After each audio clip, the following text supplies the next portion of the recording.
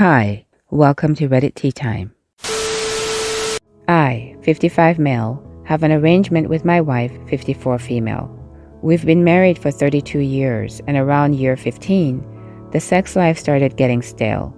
Around that time, we were both in our late 30s. Our 2 kids were in that preteen funk, and my career was accelerating at a speed that I never anticipated, while my wife had just gone back to work part-time. All that is to say, I was spending a lot of time away from home. My wife didn't seem to mind that and did not seem to care that nobody was initiating sex anymore. A few years go by and we wake up at 46 and 47 to realize how much tension there was in our marriage. We finally had the money, house, and friends we wanted, but there was mutual resentment. After trying 3 therapists, we accepted the fact that we were both no longer up to being intimate with each other.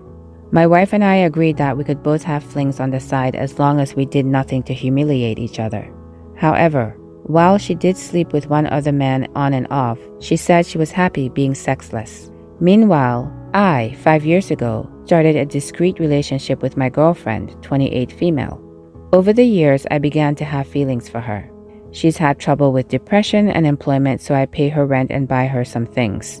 My wife isn't thrilled but said she's fine with it as long as the money doesn't make a real dent in our finances. However, now, maybe as punishment for my unhealthy life choices, I have cancer. That's when I realized a lot of the emotional bonding I've done over the years have been with my girlfriend. I regret the fact that I cannot marry her and wanted to show that I care about the years she's sacrificed for me. My wife and I signed a prenup because I was going to med school and she in her youth had money problems. It entitled her to half my estate, but the other half I could do what I wished with it. I decided to meet with my lawyer and give 20% of my liquid assets to my girlfriend. In addition, she would be given an investment property I had which would yield her about $60,000 a year in rent money. I told my wife right after I met with my lawyer and she was furious. She said that she tolerated this girlfriend but leaving her money went too far. She said that her main concern was that I was taking away from our kids and that they would have to find out about this. I told her that my girlfriend means something to me, even when I tried to not let that happen, and reminded her that she agreed to the arrangement and she would still be getting the bulk of my estate. Am I the bonehead? I manage our finances, and a lot of the money given to my girlfriend she will be the only one besides me and my lawyer to have access to. My wife will also get her fair share.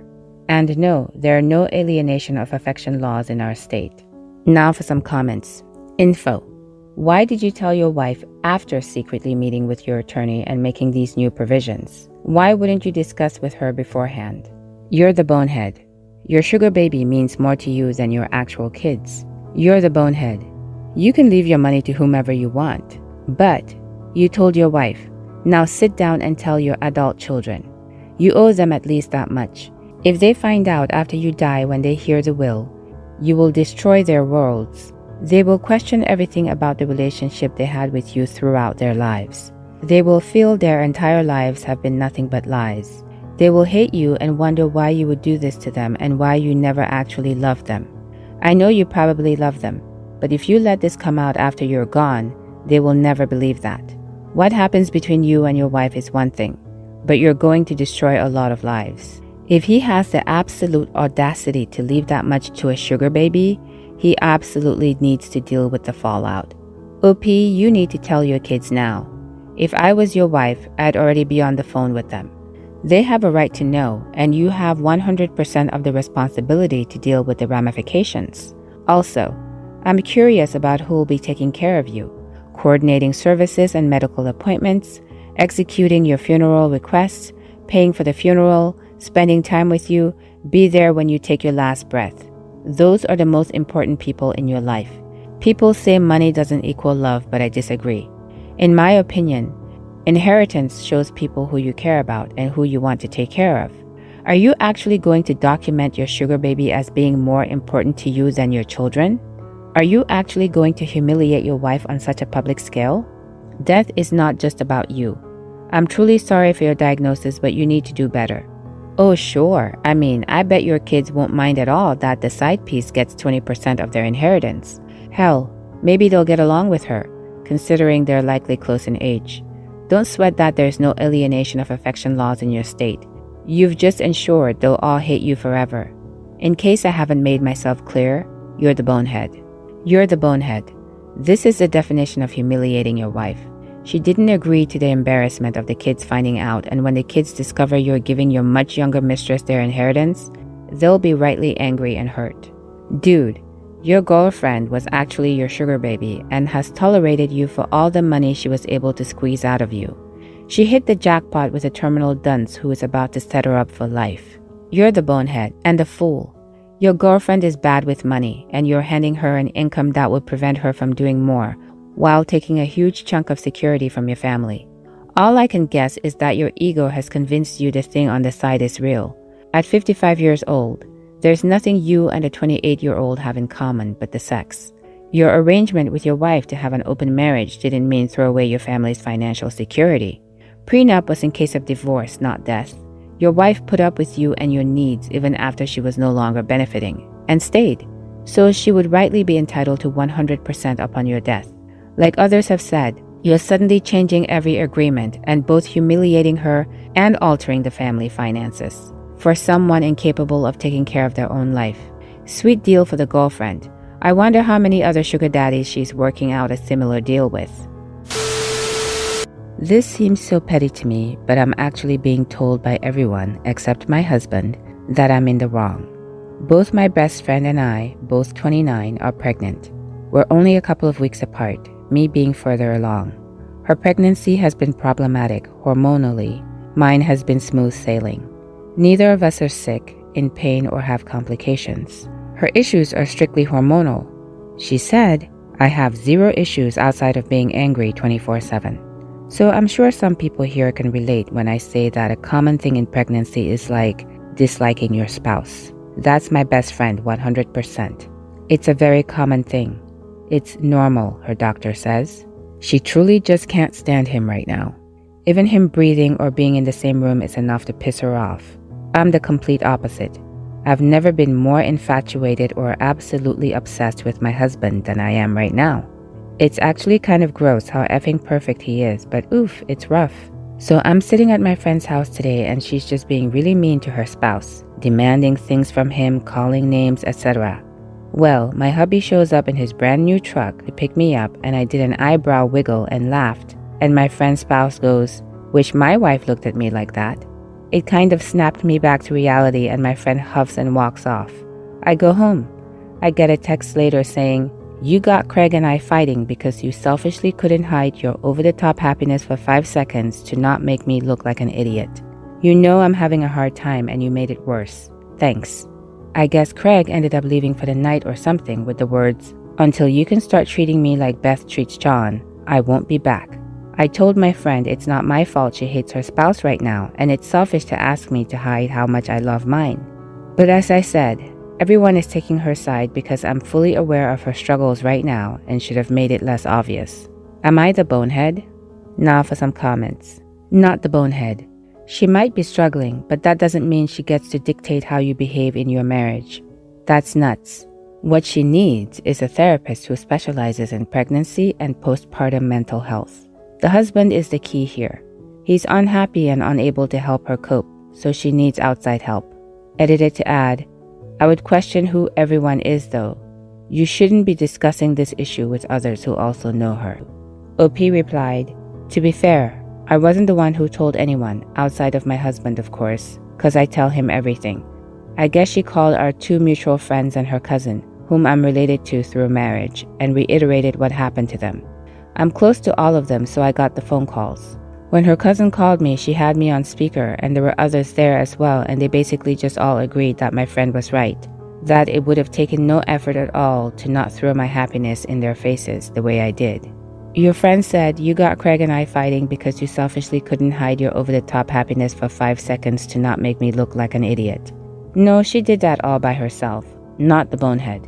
I guess Craig ended up leaving for the night or something with the words, "Until you can start treating me like Beth treats John, I won't be back." I don't blame him for leaving. I wouldn't go back to the abuse either.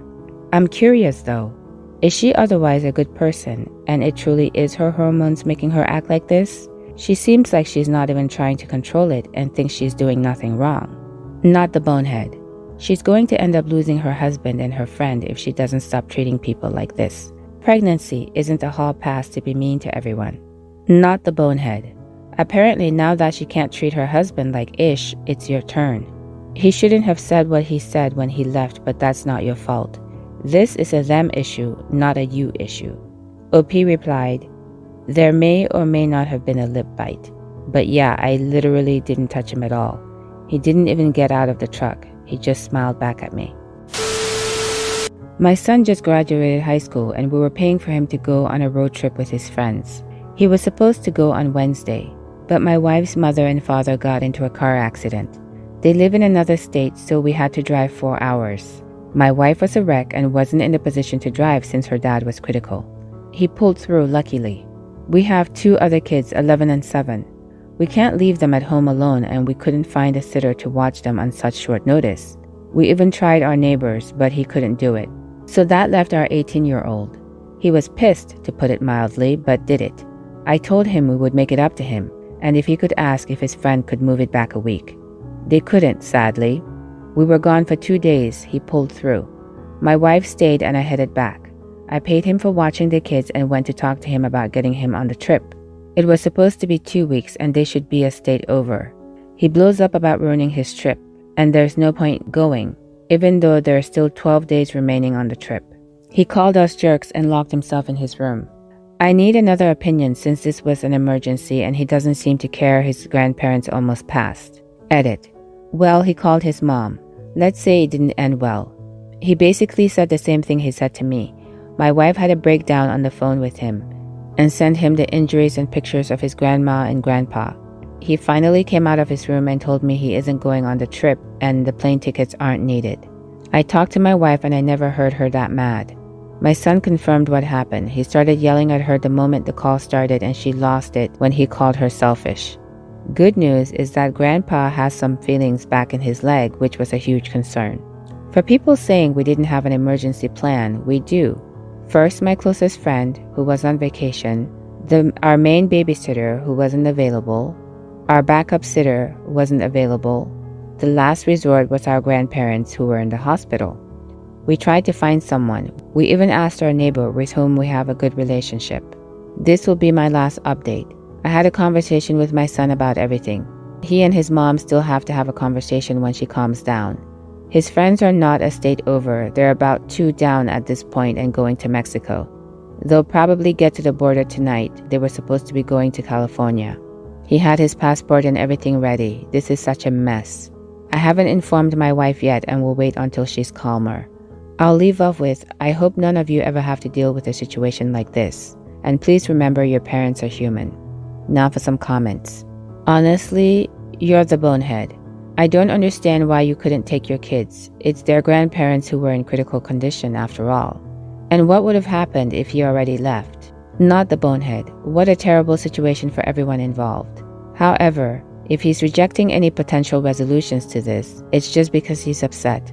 I'm sure he cares that his grandparents are okay, but he cares more about the trip, which given the circumstances is somewhat understandable. Edit. Just read the update. Sorry to say, but yelling at someone who is dealing with parents who have sustained significant injuries is not okay. However disappointed a kid is, this is a hugely immature bonehead move. I'd say not the bonehead. In this kind of sudden and critical situation, you didn't have time to explore any other options, although taking your younger children with you would have been the next best thing. And you also paid him for babysitting. Your son is also not the bonehead for being really upset and angry about missing his trip. However, he's only got himself to blame for not going out to meet them for the rest of the trip after you offered to get him there. Not the bonehead. It was a legitimate family emergency and unavoidable. Sending him on the trip 2 days late would be the best option and he needs to get over it. Me, 27 female, and my husband, 30 male, just got married this January, but the wedding was an absolute mess. For context, my husband Ben has a very close-knit family that doesn't take well to outsiders, surprises, or change. Most family reunions and gatherings don't allow plus ones or spouses, just immediate family. Ben has 2 brothers and 1 sister. Each of my in-laws have wives or husbands, yet they still aren't allowed to come to the majority of family events, so it's fortunately not just me. Even though I cannot attend most events with his family, I still have a somewhat decent relationship with them. Before the wedding, I've never had a major issue with them, but they've always been distant from me and I don't really mind. Now let's talk about the wedding. The wedding was planned for New Year's Day, since that was the day we met, the day Ben asked me to be his girlfriend, and the day he proposed. So that holiday has always been very special to us. Everyone agreed that New Year's Day was a perfect day for the wedding, so no issues there. Unfortunately, we did have a problem with other things. Ben's family has lots of odd traditions that they do, and over the years I've put up with them and embraced them.